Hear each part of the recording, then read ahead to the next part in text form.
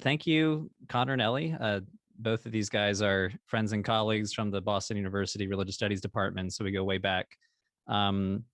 This talk is going to be kind of aimed at academics, so I know some of you are just fans of Religion for Breakfast, but I'm hoping to kind of split the difference, like offer practical advice to graduate students and scholars that are interested in public scholarship, but also kind of pull back the curtain a bit to people that maybe don't fully understand what scholarship is and what scholars do, and what I try to do on the YouTube channel, where I'm trying to, I call it public scholarship in a very literal sense. I like to think that my scholarship, the past 8 years of my life trying to become a professional religious studies academic, plays into what I do on the channel. I view it as scholarship and not just content creation. So what I'd like to do is start. So first half of the talk, give a little bit of a history of Religion for Breakfast, how I started the channel, how it played off my PhD studies. And then the second half, I'm going to kind of give my my thoughts and theories on content creation and public scholarship. It gets a little bit more theoretical. But when I make that shift from first half to second half, I'm going to stop to have some Q&A so we can just talk about the channel. Then we'll talk about content creation, and then we can have another Q&A session. So I kind of want this to be collaborative. I don't want to just talk at you forever. So real briefly, Religion for Breakfast started as a blog, actually. And I have a screenshot of that original website right here. Give me a thumbs up if you can see that, Connor. Cool. Here's religionforbreakfast.com. 2013, I really wanted to do some sort of public outreach. And at the time, biblioblogs, so-called biblioblogs, were really popular at the time, which means, biblical studies scholars writing about their next article idea. So it wasn't even published peer-reviewed scholarship yet. They just wanted to share ideas on a blog. And I was like, this is really cool. I want to do this. Started religionforbreakfast.com. I initially wanted it to be a disarmingly fun outlet. Religious studies is a vitriolic topic. It raises a lot of bitter emotions. Religion in general raises a lot of bitter emotions online. So I wanted it to be disarming. So my first order of business was to try to brand the channel. And I thought I was being so forward thinking. Oh, I'm an academic thinking about branding. So I was like, it has to have the word religion in it for search engine optimization. So if anybody searches for the word religion, my platform shows up. So it has to have the word religion in it. And it also has to be disarming. So fun, silly.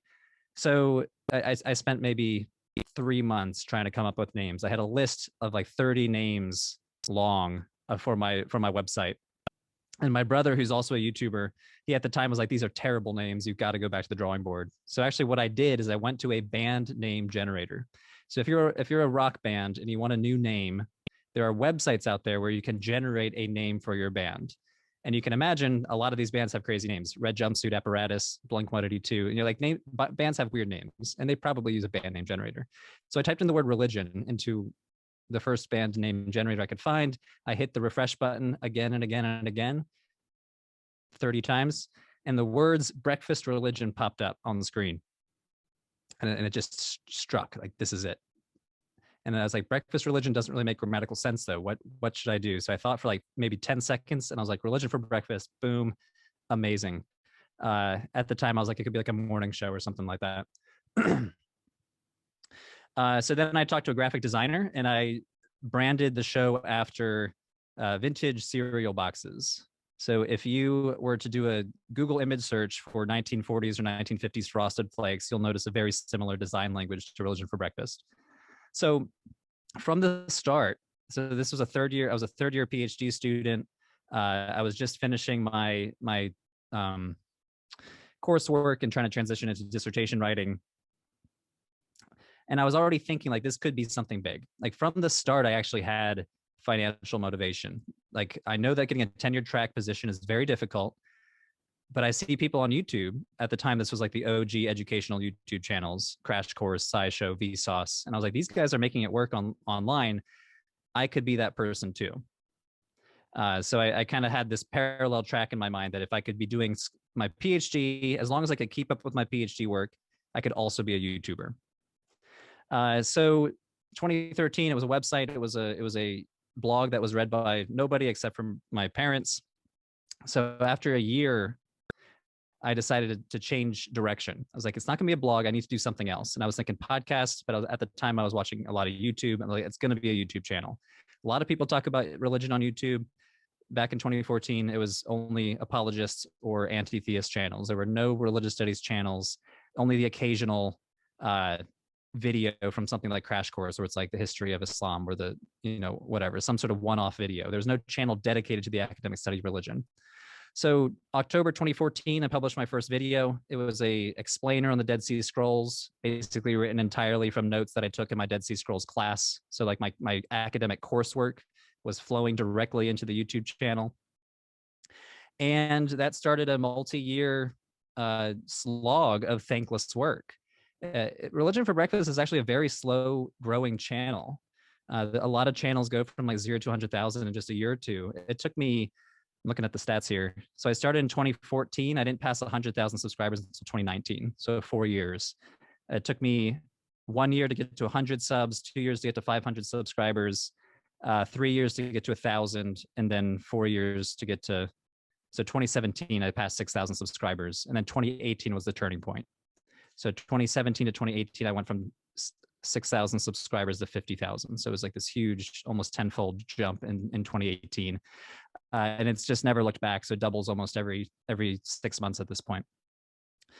So, I mean, I guess lesson number one, we could talk about this later during the Q&A session, but like this is potentially, content creation is potentially long and thankless. Like nobody was watching the channel for the first year or two. It was like 10 to 50 views per video, very slow growth.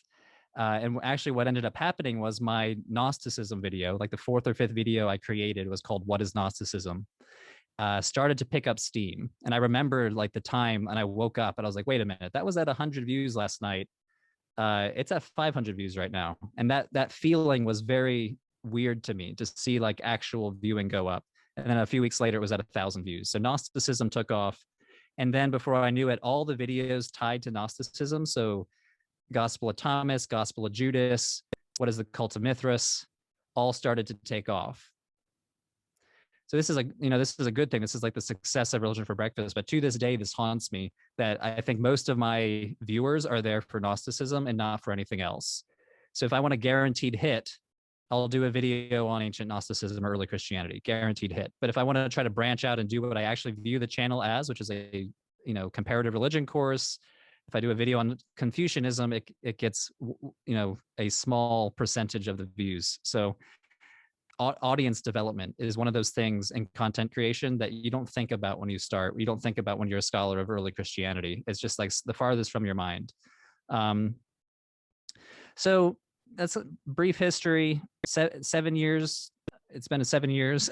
October 10th, 2021. So 2 weeks ago was the seventh year anniversary of Religion for Breakfast. I've been doing this for a long time. It didn't become worth my time in a financial sense until the last 2 years. So we can talk about that more later if any scholar in the audience is thinking about this as a career path. But I just want to reflect briefly on what my scholarship, like what my training as a scholar, how that helps me content create.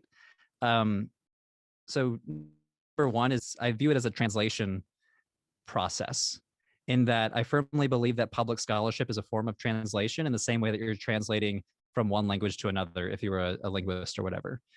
So a few reasons for this. Academic writing is dense. I don't mean to knock academic writing, but a lot of academic is bad, yes, but a lot of it is just difficult to understand. Complicated language, jargon is necessary sometimes when you're discussing complicated topics. But regardless if that's justified or not, peer-reviewed articles are not written for a public audience in mind. And I see part of my ability, like part of my training is my ability to translate a peer-reviewed article into something that is more digestible to a public audience. And that's just because I have gone through that ringer of just constantly reading peer-reviewed scholarship, knowing how to find a thesis, knowing how to read footnotes. So that's one aspect. The other aspect is academic writing requires a lot of background knowledge. So like the author assumes the audience has a decent amount of background knowledge. They assume they know the historiography of the actual topic.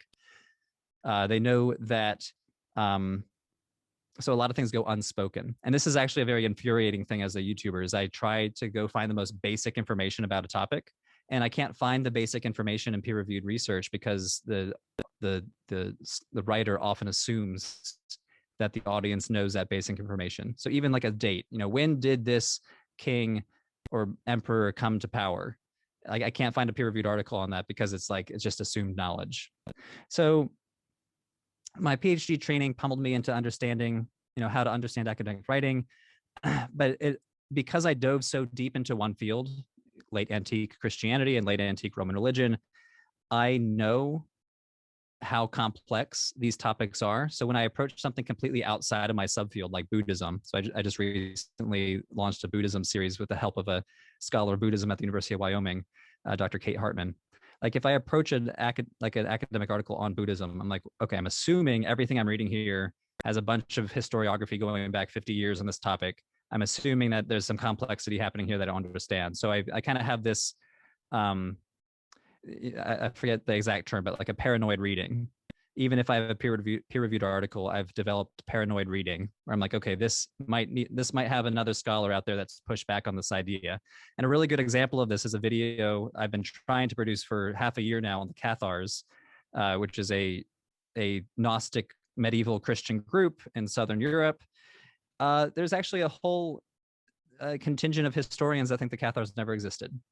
So as I dove into this topic, ready to write a big explain on who the Cathars are, I then came across the 20% of scholars that say, actually, this is an invention by inquisitors in the 13th century. And I was like, well, fuck, I just can't do this now. I had this video planned out, and now I have to have 50% of it on what the Cathars are, and the 50% of the video saying, actually, they might not exist at all. So I abandoned the video. So all of that training helped. Just the context of being in a graduate program actually helped too. I mean, graduate school is extremely taxing. It's a lot of time. That takes me a lot of time it takes you a lot of time to get through. But being able to have, Boston University provides a stipend to live on. It provides health insurance to the graduate students, and it gives you kind of a sunset date. You have 5 years of funding to finish your program. So I knew I have 5 years of stability to try to be entrepreneurial. It kind of protected me and insulated me from trying to do this. If I was not in that academic bubble with that kind of support, I don't know if I would have been able to do it as easily. Which is kind of ironic because being a graduate student is extremely precarious financially. So, but it gave me enough stability to be entrepreneurial. I kind of viewed it as an incubation tank. Like I could incubate in my PhD as the channel grows, and then when I graduate, I'll be released. Like I've been growing this for the past 7 years. It took me 7 years to finish my PhD program. Then I'll be released into the public. I kind of viewed it as a do or die, damned if I do, damned if I don't kind of project. So for those of you that don't know tenure track positions, so being a tenured professor is extremely difficult to get that position. 200 people will apply for one job. 150 of those applicants are extremely qualified. So it's not really a job market. The word academic job market is a misnomer. It's an academic job lottery. So I thought to myself, because a part of me was kind of defensive. Academics care about their image. They care about how their scholarship will be perceived by their peers. And I was like, I could be doing this, and this could be career suicide. But then my other thought was like, well, what career? The tenure track doesn't exist. So I really have nothing to lose to try this. I have just as much likelihood of becoming famous on YouTube as I do getting a tenure track position. Lo and behold, here I am 7 years later. I've applied to many tenure track positions, never got one, but I'm, YouTube famous, like D list, F list, Z list. But one of these paths worked out. So I actually, and I wanted to talk a little bit about the Boston University program, because when I started, I was going back to the idea of being nervous and being a little bit paranoid about how I'd be perceived by my peers. I was also paranoid and nervous about how my advisor, the faculty would perceive it. Like, oh, what a waste of time. You should be focusing on your graduate studies. So I actually did not tell anybody about the YouTube channel until 3 years into it. And my thought process was, they'll reach a point where it's too big to fail. That by the time one of the faculty members discovers it, it's going to be too big and too cool to just say, stop doing it. But a lot of those fears were completely unfounded. So my dissertation advisor was extremely supportive. Every faculty member was extremely supportive, and Boston University also is lucky to have the scholar Dr. Stephen Prothero on staff, and Dr. Prothero is kind of this big name in religious literacy studies. He's been on the Stephen Colbert Show. He's written best-selling books about religious literacy. So having a public scholar in the department had this kind of feedback loop, like, oh, we understand what Andrew's trying to do here because Dr. Prothero has done that. And Dr. Prothero was extremely supportive from the start. He actually helped the channel by buying me my first teleprompter for the YouTube channel. So like, just like the support I got from the department was incredible.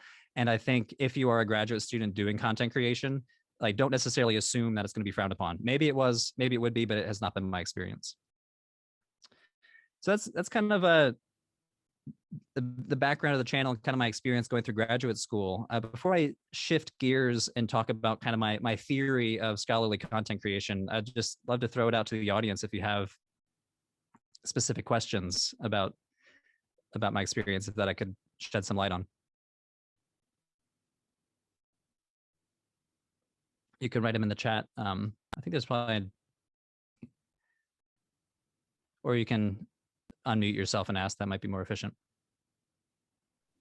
Yeah, if you have anything to ask, feel free to just unmute yourself if you can, and let me know if you can't, and I'll make sure that you're able to unmute. Andrew, can I ask how you balance the content creation with your study load at the university? Not healthily, and to this day it remains very difficult. I worked every single day, and I continue to work every day. It's hard. Like, I mean, I think this is not uncommon for entrepreneurs, that you kind of put in over time. So I treated my graduate program like a job. I would work from 8 to 5. I would take a break, and then in the evenings and weekends I would do YouTube. And my production cycle was much slower back then. So I would do 1 video a month. I eventually creeped up to be like 2 videos a month, but then I would go like 2 months at a time without posting. Now I'm probably 2 to 3 videos a month, and that's mostly because I have amazing help. Like I've been able to hire writers, contract writers. There's a few in the audience right now. So Caitlin Ugaritz, she runs the YouTube channel, Anime, all about Shinto and Japanese pop culture. So she wrote the entire Shinto series. So now the balance is because of the channel's success that I'm able to do that. But at the time it was just slow production cycle, weekends and evenings. And I would also try to make it synergistic. So like I said, the Dead Sea Scrolls video, I would say all of my early videos came out of my graduate student classes. So like I had reams of notes that I took in my coursework that I was able to translate into a YouTube script pretty easily. So I try to make it synergistic. What I just learned about in graduate school today, I'm now going to put it into a YouTube channel. So that makes it, there's not so much like now I have to go dig for a whole bibliography. I have that entire bibliography sitting in front of me from coursework.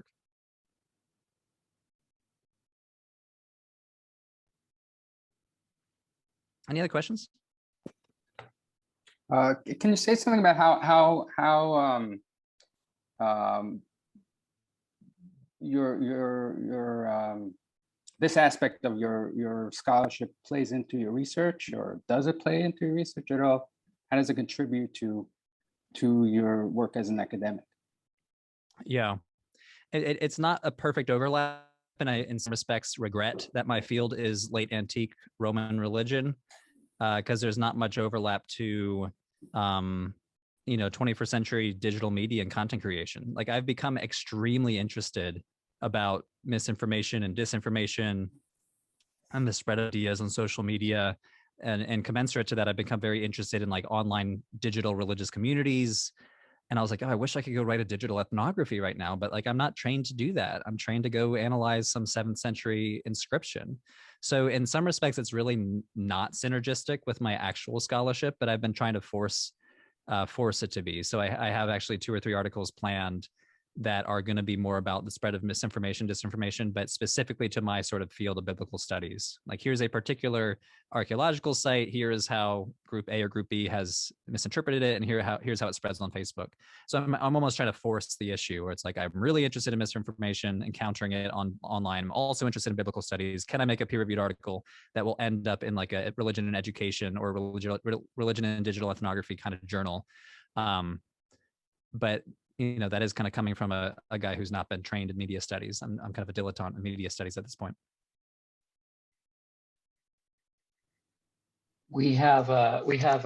Thanks, Andrew. We have another question from Carl Farugia. He just asked that he's worried about the image that a grad student might get from doing public scholarship, for example, on YouTube, and particularly with controversial topics. And so that could be relevant to the image that you would get among your peers, among your mentors, people who would be giving advice. So do you have any thoughts that you'd like to share about that? Yeah, I mean, so in some respects, don't trust what I'm saying because I'm still early career. Ask me in 10 years, and if my academic career tanks, then don't do what Andrew did. I don't have a tenure track position. So in some respects, wait and see. I think it's probably safer to do this if you have tenure, but if you're a tenure professor, I don't know how you'd have time to do this. So several things. I got lucky to have a very supportive faculty at Boston University. It's partially because of Dr. Prothero. It was also because of my advisor being a very supportive advisor. So I'm not sure if you have that same sort of support. I think your experience in a PhD program is made or broken by supportive faculty and peers. I also have a lot of systemic advantages in my corner as a straight white man. So like being a woman on YouTube, like I've never received a rape threat in the comments. That's never happened to me, and I've been doing this for 7 years. And I have colleagues that are women and YouTubers, and they receive that sort of harassment all the time. So there's kind of like this danger to public scholarship that we don't talk about enough. And I don't think the institutions are catching up enough. So the American Academy of Religion, the Society of Biblical Literature, some of these big guilds are catching up slowly, but I would say be wary about how supportive is your network. So image, like, it's not going to count for tenure as far as I know. I know some really forward-thinking departments are like, hey, maybe we should count podcasting. Maybe we should count public scholarship as a form of toward tenure. So when your tenure portfolio comes up, they'll treat this as something. From my understanding, it wouldn't be. It would be treated as like service to the discipline. And so if someone were to look at my CV right now, Andrew Henry comes up for tenure, they would see about 110 videos ranging from 2,500 to 3,000 words each. So someone do the math. I've written a lot of words on religious studies, and not a single one of those words counts towards tenure. But I've done a few peer-reviewed articles, and that equal few tens of thousands of words, and that will count towards tenure. So I'm sorry I don't have something that's more uplifting. So I think the worry is valid, but that's kind of why I said I kind of was a dead man walking. Like, tenure doesn't exist, so what do I have to lose? So I would say if you go in with your eyes wide open, and I enjoy it. I love it every single day. So it's not like I regret it. But we'll see. Sorry. There'll be a theme throughout this talk that it's a little grim. Content creation is not all what it's all shiny. Joseph, you have your hand up. Yeah, thank you for doing this. I guess I'm just wondering what your schedule looks like, because so far as I can tell, you're very deep into the literature, and I'm just wondering how long it takes to synthesize that much information to produce a video on something outside of your immediate field or subfields.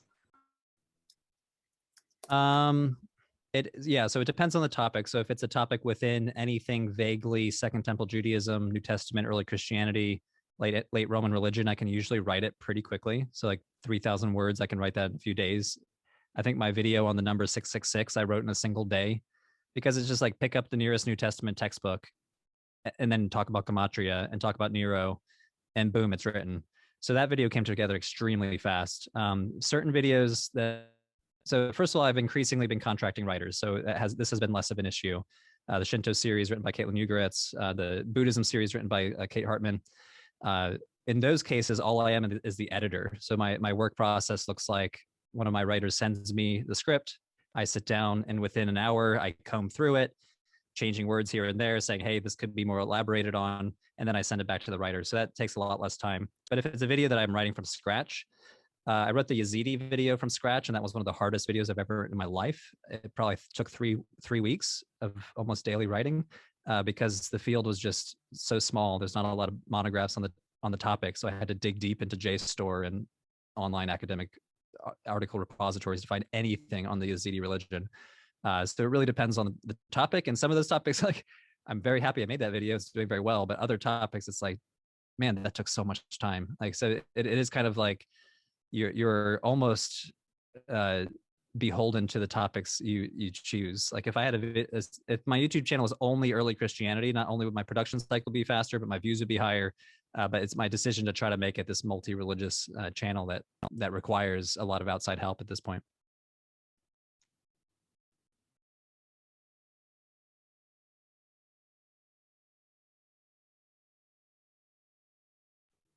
Sorry, I'm looking through the.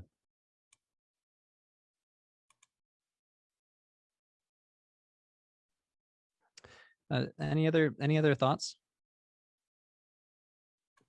For some of these more general questions, I think that those will be good for the general Q&A after after your next part of your talk, Andrew. So how about we move on for now? And I'll answer Francis's question real quick, and yeah, then we'll move on. Sounds good. So I also have an editor now. So when the channel started, I was the full-time writer, on-screen presence, and editor. So 100% was me. Now I would say I probably write 30% of the videos, and I edit 50% of the videos. So yeah, it's kind of everything. At this point, I'm more like script doctor / on-screen presence / occasional editor. But all this to say, this cuts into, so if we ever want to talk about like business revenue, this all cuts into my living wage. So would you sit down and you spend your salary on somebody to help you do your job? So like at this point, I think of it as a business, and I'm lucky if there's enough to support me, feed and water me. So yeah, I would say every YouTube channel is a future media company. And some of the YouTubers that get really big, they start hiring their own music composers and their own producers, so like there's ways to like build it out into like into literally a media company. And Religion for Breakfast is formed as a media company. But it's just currently living, it's a very small, hard scrabble trying to grow kind of media company. Let's save more nitty-gritty questions like that for the end. We'll move on to kind of my theory of content creation. Just because I think a lot of scholars, we know how to do scholarship, we know how to go to an academic conference and read a paper at the SBL or AAR, but content creation is different, and there's a lot of crazy things that pop up that you don't expect until you start doing it. So I have like 3 main points I'm going to try to make that I hope will help you understand content creation more. So pulling up my point number 1, attention is the currency of the internet. So several content creators and media analysts have made this observation. This is not unique to me, but it's an important central thesis for scholars thinking about content creation. Attention is the currency of the internet. So what do I mean by that? I mean that the true source of value in a capitalistic sense, so in a very capitalistic sense, the true source of value is the ability to grow an audience and hold that audience's attention. So one way I've heard this described is, the platform, YouTube, TikTok, Twitter, is not your business. That's the building that you made your business inside. The real business is the content and the audience. So sometimes the platform shares that value, like YouTube and TikTok with the revenue share model, and others just take 100% of your value. So Facebook, Instagram, Twitter. I don't understand why so many content creators focus on Instagram and Twitter, where there's zero revenue share. But because the audience is the value creator, and this should not be surprising to you, but a person only has a finite amount of attention to consume content per day. So platforms like YouTube, TikTok, and others are designed specifically to hack your attention and keep you on the platform. So we see this on Twitter. So if you click on a YouTube video on Twitter, it doesn't switch you over to the YouTube app. It opens up an in-app browser so you can keep watching YouTube on the Twitter app. So they're designed to hack your attention. And similarly, content creators are then incentivized to create for attention and retention.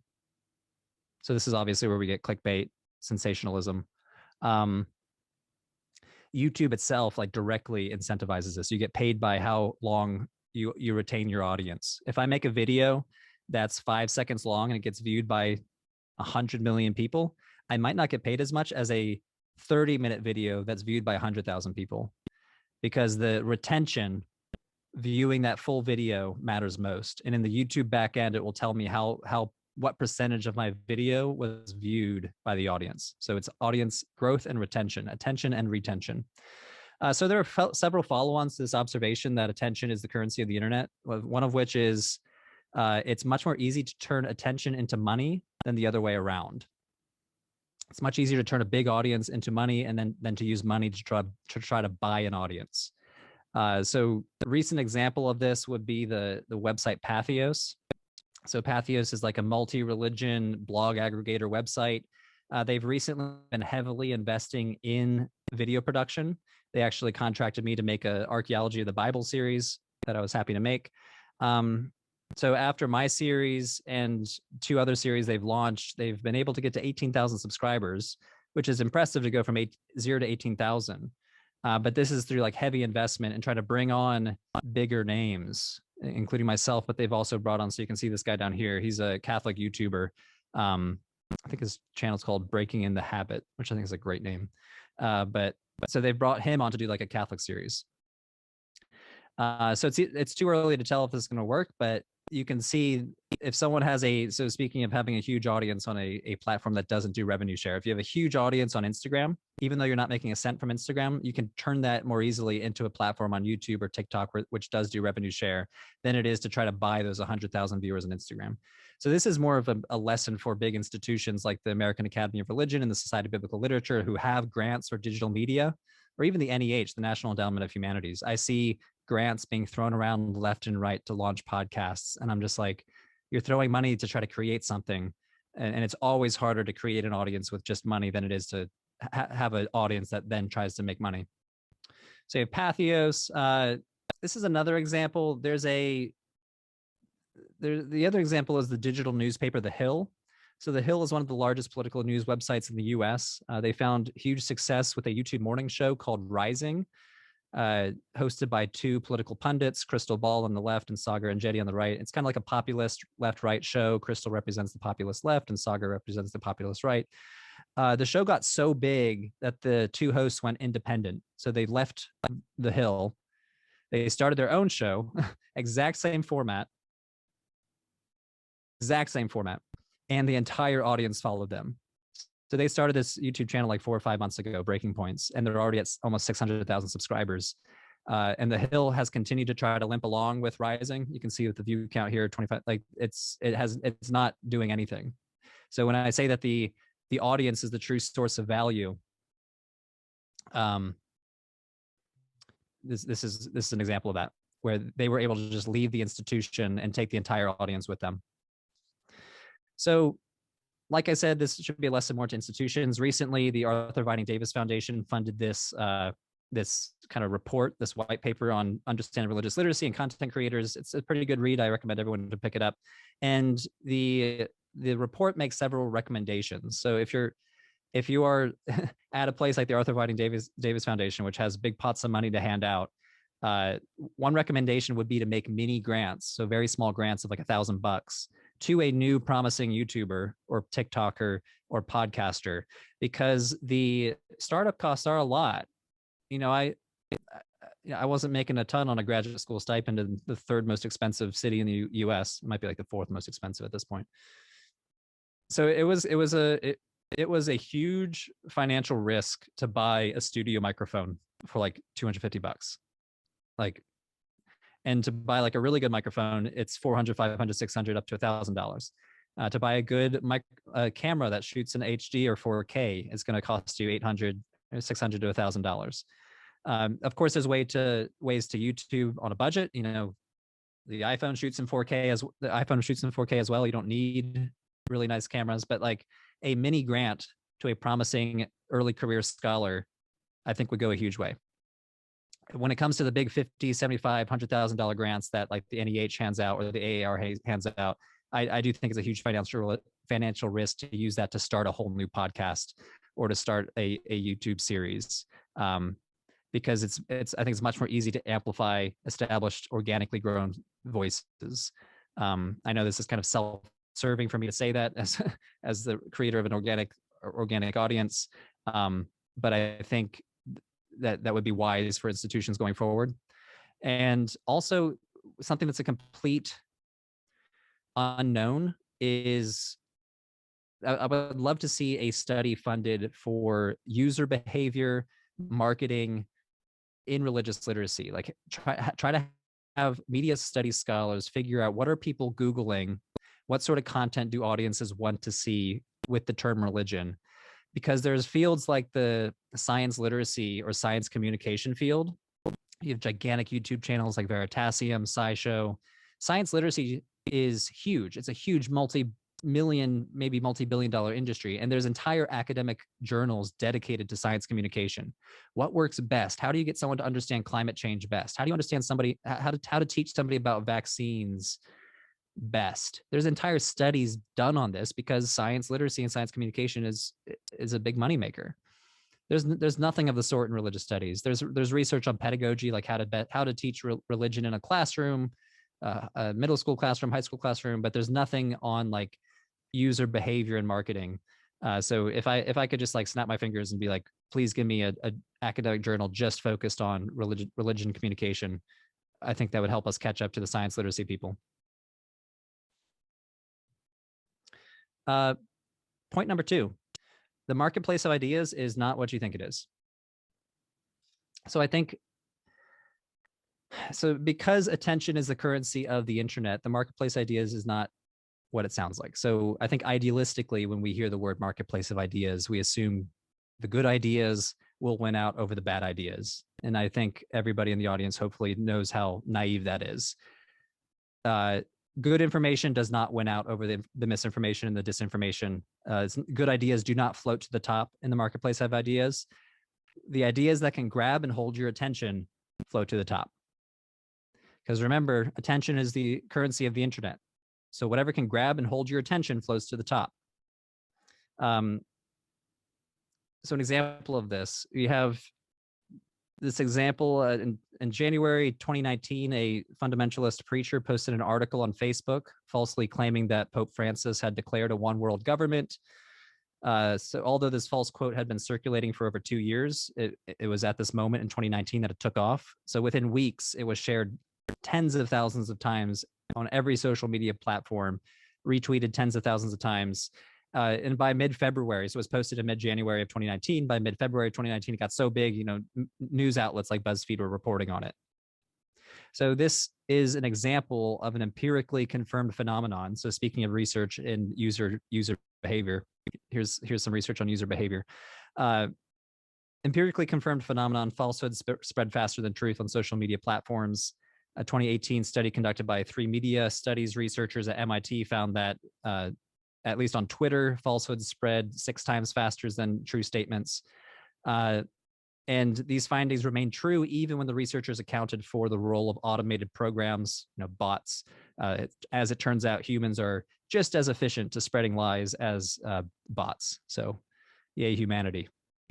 So because of this attention economy, I feel a lot of scholars that are aspiring to be content creators are not prepared for the reality of that attention economy, where you're just constantly trying to grab attention and hold attention. So this comes down to marketing. And I'm just like, I'm so bad at marketing. I have never studied marketing. But half of a video's success is the branding. Next time you're on YouTube and you click on a video, try to self-check yourself. Why did I click on that video? I would bet money that 50% of the time you clicked on it because of the title, and 50% of the time you clicked on it because of the thumbnail. So every single time I post a video, I need to spend an inordinate amount of time thinking about what will I title it and what will I put as the thumbnail. And I'm not a graphic designer, so I then try to design a thumbnail from scratch, which is very difficult. So one of my best performing videos in recent memory is this one. It's on the pork taboo in ancient Israelite religion. It's basically, it's written by an archaeologist of the region. Her name is Melissa Craddock, used to excavate in the city of Megiddo. So she wrote this amazing video on the origins of the pork taboo. Why did people in the late Bronze Age along the Levantine coast stop eating pork? They ate a lot of pork back in the Copper Age, the Chalcolithic period, but now they don't do it in the late Bronze Age. Why is that? Really interesting video. I knew it would do well, but I need to brand it correctly. My initial hunch was to name the title, "What is the Origins of the Israelite Pork Taboo?" Which I don't think is that bad of a title. But when I consulted with my brother, who's much more savvy, and he's also a YouTuber, he was like, no, that's terrible. No one's going to click on it. You should title it, "Why is Pork Forbidden?" And my scholarly brain was like, that's not good enough. Forbidden by whom? What time period? I need to put these in the title. No, why is pork forbidden? And then, of course, you have this ridiculous picture of anime eyes, pig. I like Japanese anime, so I thought like the flashing eyes would be kind of fun. And the video's done really well. And a lot of the commenters were commenting on the hilarious thumbnail. So sometimes it just comes down to branding. But for every success I have like a bajillion flops because I don't have marketing savvy. So if you're going to be a content creator, are you prepared to put in the work to become a savvy marketer, savvy brander? Are you prepared to fight the fight in the attention economy? Because it's not particularly fun. This comes down to writing as well. So every Religion for Breakfast video is a 3,000 word essay basically. So, and you have to design that writing in such a way that holds attention. When do you deliver a certain bit of information? What's going to be the narrative through line that will bring the viewer along to the next section? And this is the sort of writing we're just not trained in the academy to do. In some respects, in many respects, I think journalists are much more prepared to do this sort of content creation. And I'd be curious to see some of the amazing religion journalists that are in our circles try to do something like write a YouTube script, because like I think they're much better trained than academics to do this. All right, third and final point. And speaking of academic names, I decided to whip out the academic jargon, so I hope you appreciate this.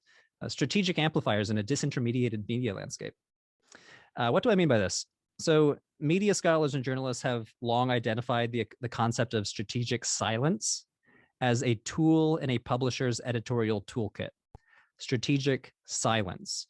So strategic silence refers to a publisher's discretion not to cover an issue, deciding not to cover an issue to avoid amplifying a particular voice or perspective that can cause more harm than good. So in other words, strategic silence is a cost-benefit analysis. The editor must weigh the goal to inform the public against the risk of causing public harm. So a good example of this is the strategic silence that publishers used, refusal to mention the name of the mass shooter who murdered 51 Muslims at 2 mosques in Christchurch, New Zealand in March 2019. So one study found that over 6,000 stories that were published about the attack, only 14% mentioned the man's name, and only a handful of them linked to his manifesto. So this is strategic silence at work. They considered it would be more harmful for us to publish this man's name and his manifesto than it would just be to report the event and leave that out. So that's strategic silence. However, scholars need to realize that the efficacy of strategic silence has vastly diminished in the age of this attention economy and social media. So while legacy journalistic and academic institutions were formerly the mediators of information, we're now living in what's called a disintermediated media landscape. Disintermediated, you see the word mediator in there. There are no mediators anymore. This is all based off of the scholarship of Joan Donovan and Dana Boyd, Boyd. So if you want to look up their research, it's really good. So in this disintermediated space, we can no longer, as scholars, we would like to set the agenda about like, oh, what's the important thing for the public to know about biblical studies? What's the important things for the audience to know about Buddhism or Islam, or pick your topic. But we are up against, in this disintermediated space, a lot of other voices, and so therefore we can't really control that narrative, and so we have to face the misinformation and the disinformation where it's at, go to the platforms where it's at, YouTube, TikTok, Twitter, and try to be strategic amplifiers instead of silence. Strategic amplification is now the strategy for journalistic outlets. I think it should be the strategy of academic content creators as well.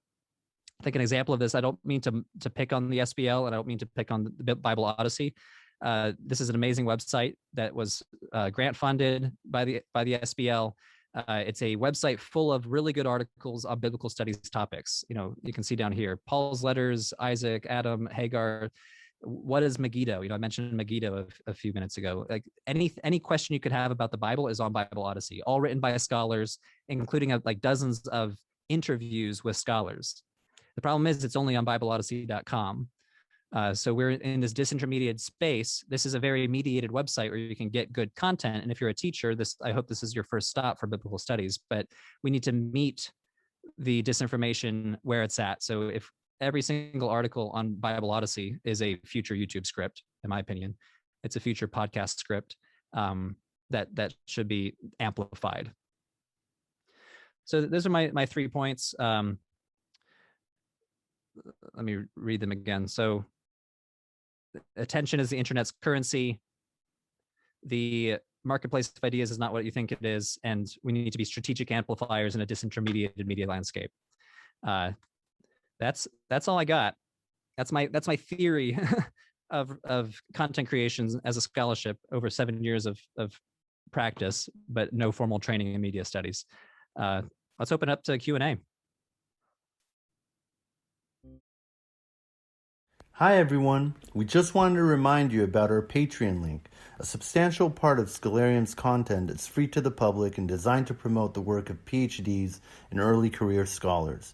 Our content serves both academics and non-academics, so we would greatly appreciate it if you could spare even $1 a month by going to www.patreon.com/Scholarium. Or make a single donation using the PayPal button on our website at www.thescholarium.com/donate. Your support will certainly help us continue producing new and high-quality content to serve you, our audience. Thanks, Andrew. Anybody who's with us, thanks for joining us. We can go ahead and type questions into the chat, or you can feel free to raise your hand using the reactions icon, using the raise hand prompt down there. And then, yeah. Seekers of Unity, go ahead. I'm sorry, I forget your first name. So. No, it's all good. My name is Zevi.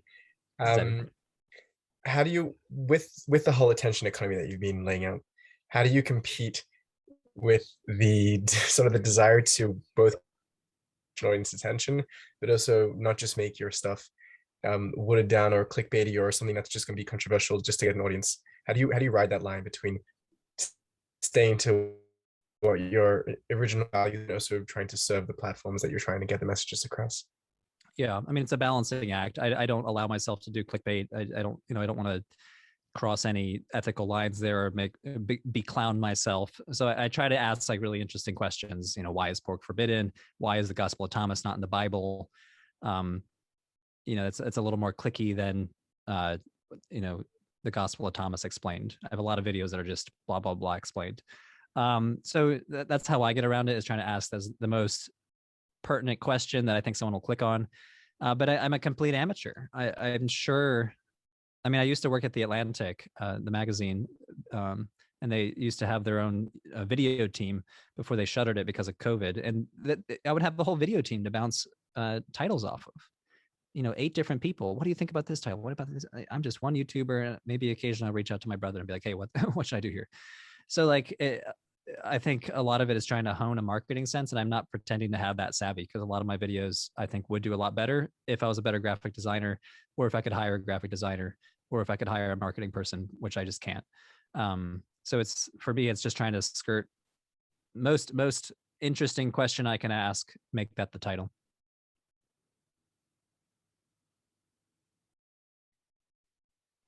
Thank you. Marcelo asks, have I ever had any problem with copyrights about content or images? I'm extremely careful about images. I only use public domain or Creative Commons images. Sorry, I'm getting a little bit of feedback, so make sure you mute yourself if you're not talking.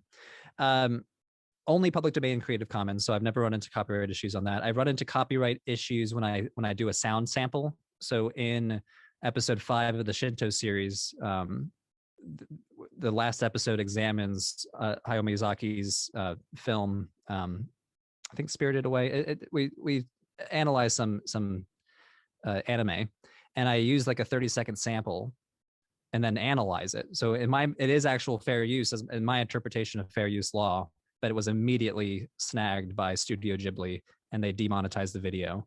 So what I ended up doing was deleting the video and re-uploading it with the sound taken off, and with a very cheeky little text on screen saying, I used to have the original audio here, but then I was copyright struck by Studio Ghibli. Here it is instead, without the audio. So I've only run into that issue a few times, and I almost never do audio samples now because of that. YouTube is scary at how good. YouTube not only can like instantly know if you're using copyrighted material, it uses transcription algorithms, so it knows what you say in the video. So that's why it will be demonetized before you even upload, because if you mention something controversial, it will know that you say that word and then will demonetize you before you can even hit publish.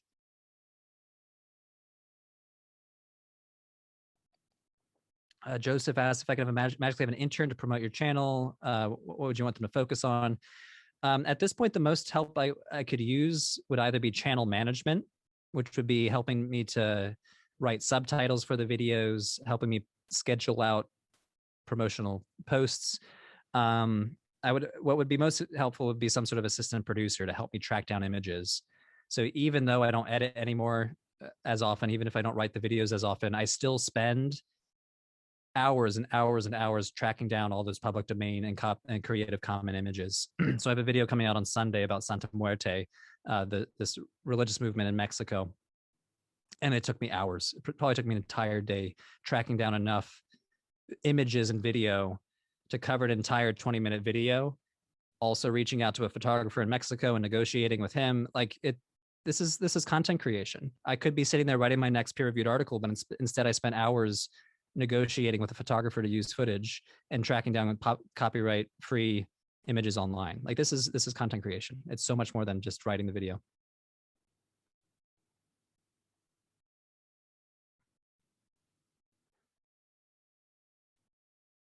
Ron in the comments asks, what are your future plans for the channel? Greetings from Mexico. Yeah, hello, welcome. I hope you enjoy the video coming up. Future plans, I'm trying to have it both be like a world religions channel, the one-stop shop for world religions, but I also want it to be the one-stop shop for religious studies. So religious studies theory, who is Durkheim, Max Weber, Mary Douglas. I also want it to have extended series on thematic topics, religion and politics, religion and philosophy, the psychology of religion. So serialized content is my long-term goal, and I've only recently been able to actualize that. We have the 5-episode Shinto series. We have a 5-episode Buddhism series. I just ended a 3-episode Confucianism series. So for the first time, and I've had this plan since day one, since 2014, my plan was to have serialized content. And it's taken this long until I've been able to do that.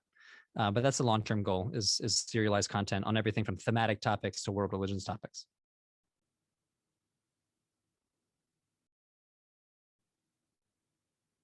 Caitlin, you have your hand up. Hey, Andrew. So thinking about full-time YouTubing as a possibility, one issue that I foresee, and I'm wondering if you have any strategies for this, is that eventually when you finish your postdoc or somebody finishes their PhD program, if they aren't able to adjunct or go somewhere where they have access to library, institutional rights to articles and books and things, do you have any suggestions for how to navigate getting sources once academia kind of kicks you out? Yeah. Yeah. So what Caitlin is referring to is called institutional affiliation. If you're affiliated with an institution, you get all the benefits of access to a massive library where you can just type in whatever you want and then the article shows up. Yeah, I think losing institutional affiliation could be a death knell. I've been assured. So again, I'm very early career here. Maybe someone in the audience who's a tenure professor would have a better sense of this. I've been assured by some more mid-career scholars that I could maybe reach out to a place and say, hey, can I just have an unpaid, on paper research position?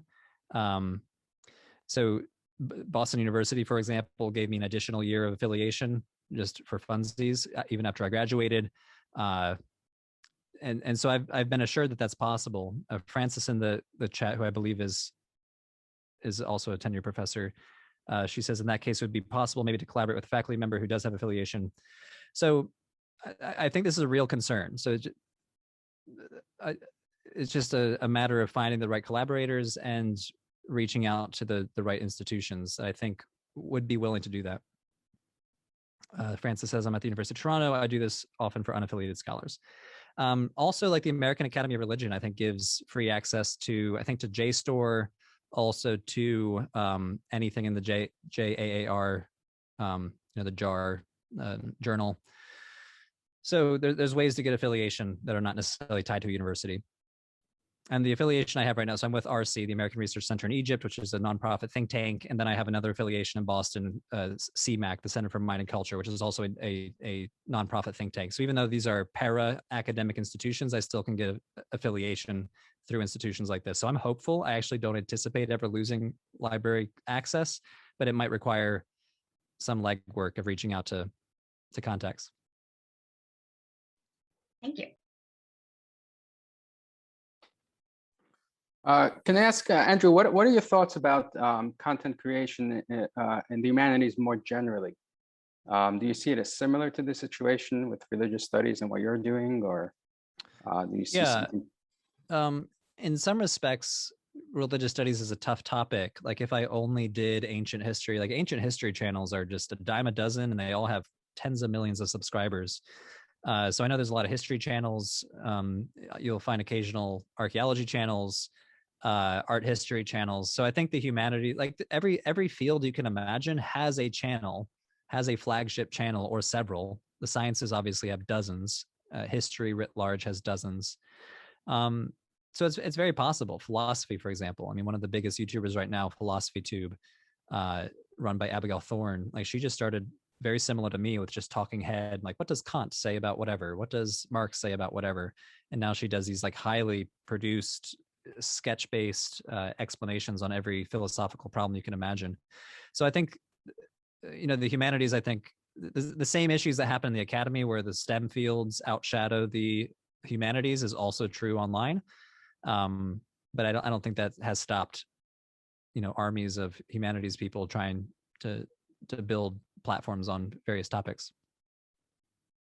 And even like tradition based, you can have a channel that's just on Islam or just on Buddhism. Like these channels exist as well, where it's every topic is so massive you could talk about it for the rest of your life and never exhaust the topic. Thank you.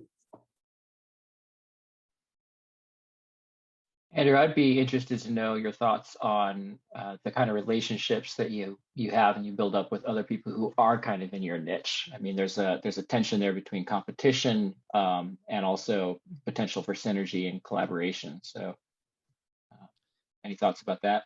Yeah. So I mean, being a YouTuber can be a lonely place until you start making those contacts.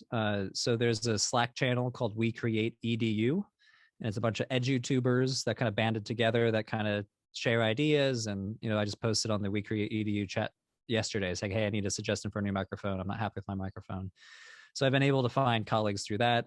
As the religious studies YouTube ecosystem has grown, there are now several channels. Let's Talk Religion, run by Philip Holm, is like quickly catching up to me. Dr. Justin Sledge with Esoterica, he's at like 85,000 subscribers. Zevi with Seekers of Unity, Caitlin with Eat Pray Anime. Like there's a theory called the hub and spoke theory. So if you think of a wagon wheel, you have a hub and spokes. And if you think of your channel as a hub, and then who are the spokes in your field? If you're constantly collaborating with the people in those spokes, you're all kind of helping each other. So that's one theory of content creation. Collaboration is kind of a thing that YouTubers do early on to try to share audiences. So yeah, I kind of view there's a growing cohort of religious studies YouTubers, and it's still quite new. Like I said, history channels, there are a dime a dozen. Science literacy channels are a dime a dozen. So there's like a much bigger ecosystem to draw on. Religious studies, not so much. And interestingly, I've found people interested in my channel that are big time YouTubers on the two opposite spectrums that I mentioned earlier, which is like the apologetics channels and the anti-theist channels. So a lot of atheist channels really like Religion for Breakfast. And because I talk about early Christianity so much, a lot of Christianity apologists follow the channel as well. So it's kind of become this interesting hub and groups that are not doing what I'm trying to do, which is the secular study of religion. Thanks. Yeah. Questions or thoughts? We have a few minutes, so if you've been burning to ask Andrew a question for months and years, this is a great time. Okay. Just one on the algorithm and surfacing to the top of it. There's a lot of channels that get only a few hundred followers, even though they create consistent content. Yeah, so just recommendations on how to grow the audience, you mean? Yeah. I mean, I have no silver bullet because the algorithm is so finicky. And this has happened to me. I'll publish what I think is the definitive video on a topic, and then it will still be second or third string to another channel that's not, a scholar of religion putting out the content. So early on, it was collaborating with other YouTubers. So there's a YouTuber named Step Back History who kind of started around the same time as me. So we early on were collaborating. So doing collabs with other channels kind of in your cohort helps. Trying to do like market research. So every time, before I do a video, I kind of search on YouTube to see who else has done the topic, and then try to see what's not being talked about. How can I do it better? And then, yeah, I guess marketing and branding, like check out your thumbnails, check out your titles. Are you optimizing those aspects? But again, there really is no silver bullet. Like the YouTube algorithm is so finicky. It's completely unpredictable. If you do educational content, I would say join the WeCreateEDU Slack. It's almost like a union of edutainers, but you can get a lot of advice through them too. Chelsea, go ahead. Yeah, so thank you, Andrew, for the really insightful talk. I'm actually on the opposite, I guess, end of your career trajectory. So I am a tenure track professor in history, and I'm dreaming of becoming a YouTuber. And as I think about it, among the many obstacles that I can already foresee, right? One thing that I wonder is, given that I think people trying to be responsible educational YouTubers seem to be already fighting a losing battle, given the attention economy and all those things that you talked about, I wonder if there is any room for a responsible educational channel, someone managing that channel, to still have room for kind of research, writing, intellectual pursuits, because it seems like the more you become bigger and successful, the more you become more like a full-time manager. So I'm wondering if you could provide a breakdown of the chronological progression of how much time you are spending on a particular type of task. And if your channel becomes much, much bigger in the future, and if you're able to outsource a lot more things, do you see yourself becoming like spending more time on management, or do you think that you will then be able to reserve more time actually for research and those kind of things? Yeah, this is a really good question. So a breakdown, if I were to do something completely myself, which I used to do all the time and I now do maybe 30% of the time, let's say I pick a topic I know a decent amount about. It will take me 3 days to write the script. So 3 8-hour days where I'm just writing about. So I have a video coming up on Second Enoch, the apocryphal text, Second Enoch. 3 days of just writing about Second Enoch.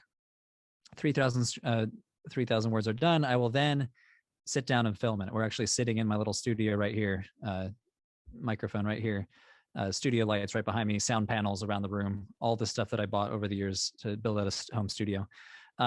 Filming just takes an hour or two. I've gotten pretty good at it. It used to take much longer as I'd mess up and have to go over again. So half a day of filming and then cutting up the footage into a usable script, a usable cut. Half a day to a full day of, depending on the video's length, sometimes 2 days of tracking down images. And then an additional day to 2 days, depending on the length of the video, just editing. So if I were to make a 20-minute video on Second Enoch and I were to do it all by myself, that'd be 3, 4, 5, 6, 7 to 8 days just making that one video. And those are full 8-hour days. So I think it would be very difficult to have a busy teaching and publishing schedule to do that. That's why my production cycle when I started the channel was 1 video a month, and then it creeped up to 2 videos a month. I could handle 2 videos a month by working weekends and evenings. And now you're right. I have kind of transitioned more into like an editor role. So, I used to work at The Atlantic, and you have these senior editors. All the journalists would send their text to the editor, and the editor is actually not publishing articles anymore. The editor just goes through the articles and sends them back to the journalists. So I'm a little bit more in that position now, which does free me up. So I do have a full-time postdoc right now, so I'm able to balance both currently. But this was not feasible revenue-wise even a year ago, 2 years ago. Fariel, I'm sorry if I'm mispronouncing that, asks if I use a teleprompter, which I do. So I don't see it. I don't think it's on screen. I use a teleprompter for all videos. I didn't used to. I used to do it all. I would have the script like on an iPad in front of me. I would look down, read the sentences a lot until it was stuck in my head, look up at the camera, say it, look back down and do that. And so that was maybe the first 4 or 5 years of the YouTube channel. The last 2 to 3 years has been all teleprompter, and it's just so much easier. I would say I would say 99% of big educational channels are telepromptered. And once you start using a teleprompter, you can tell when other people are using teleprompters. So it's almost everybody at a higher scale, because they had to do like 5 shoots in a day to then be edited by other editors. So the only way to do 5 video shoots in a day would just be to sit there going through the teleprompter. Going back to Chelsea, I hope I answered the question, but that's kind of my thought. I think it'd be very difficult to do weekly videos, but you could probably do monthly video as a tenure track full-time professor. Yeah, thank you. That's really helpful. And it depends on the content. Like some content is really easy to do. My type of content is high effort. There's kind of 2 types of YouTubers out there. There's a lot of types of YouTubers, but you have high effort and low effort. I think streamers where they just sit there for 5 hours at a time streaming to an audience is kind of low effort. They just need to talk, and then they send off 5 hours worth of footage to their editor, who then chops it up into 20 different videos and uploads it over the course of a week. That's pretty low effort. A heavily scripted video with a lot of visuals is very high effort. So if you're just going to put up your lectures or lightly edited lectures, you could easily do bunches of videos. But if you're doing a high effort, what's called an explainer channel, it's pretty difficult. And then even more high effort is animation. So I have a lot of respect for people that have 100% animated YouTube channels, because that takes probably 5 times the effort I do.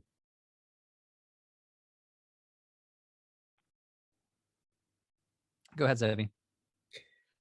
Is there a reason, Andrew, why you split your own created content with your interview content instead of interspersing them? That's YouTube paranoia. So a lot of YouTubers are paranoid about the algorithm. They kind of treat it as a capricious god. So in my experience, when I posted interviews on the main channel, so like a 30-minute sit down with just a scholar, like my videos after that would perform really poorly. And in my mind, I was like, well, YouTube picked up on the low engagement and therefore punished me with low engagement for the next 2 to 3 videos. I have no idea if that's true. YouTube assures us that it's not true, but it's the reason why I don't live stream very often. It's the reason why I don't post interviews on the main channel unless they're a big name like Bart Ehrman, which I just posted a few days ago. So this is something I'm wrestling with, but I do have a second channel that's all interview content, and I just view it as a safer place. I'm not going to make much money from those anyway, so I feel like it's fine just throwing it off to a second channel where it will just be there for like bonus content for the super fans. But that's my reasoning, and it might be completely off base. No, it's a tricky trade-off because using that material could also bring consistency, which might also be better for the algorithm. So it's like a choosing between the two. I do insert interviews into videos. So my Haitian Vodou video, I interviewed Kira Malika Daniels. She's a professor of African diaspora religions at Boston College. So I had like a 30-minute talk with her, and then I took like sound bites and interspersed them into the video. I'm very comfortable doing that. It's just my concern about the engagement. So again, speaking of like the attention economy, like I'm kind of beholden to the algorithm, which then influences how I create, which is a shame. You know, maybe I shouldn't do that, but. Do you keep up you don't keep up a blog, I think, anymore. But can you speak at all to the ways that blogging and YouTube can support one another, or is that something people are doing, or is that useful? I always say that every blog post is a future YouTube video. So unless your blog is making enough in Google AdSense that it's worth your time, why not put it onto YouTube where you can make money? Every single Religion for Breakfast script is basically a blog post, just written in a very conversational manner. So no, I don't blog. I'll occasionally post a several paragraph long thought to like my Patreon audience or to my Discord server. But no, I like every bit of writing I write now is meant to be performed. All right, well, we're at just about 1:30 Boston time. So we'll wrap up here. Thanks to Andrew, Dr. Andrew Mark Henry, our colleague and friend from Boston University, now in Cairo, and proprietor of Religion for Breakfast. It's been a great talk and fun, and I think pretty informative conversation, in depth and really focused on the nitty-gritty. So thank you, everyone. Thanks to Andrew, and we hope to see many of you for future lectures. Thanks, everyone.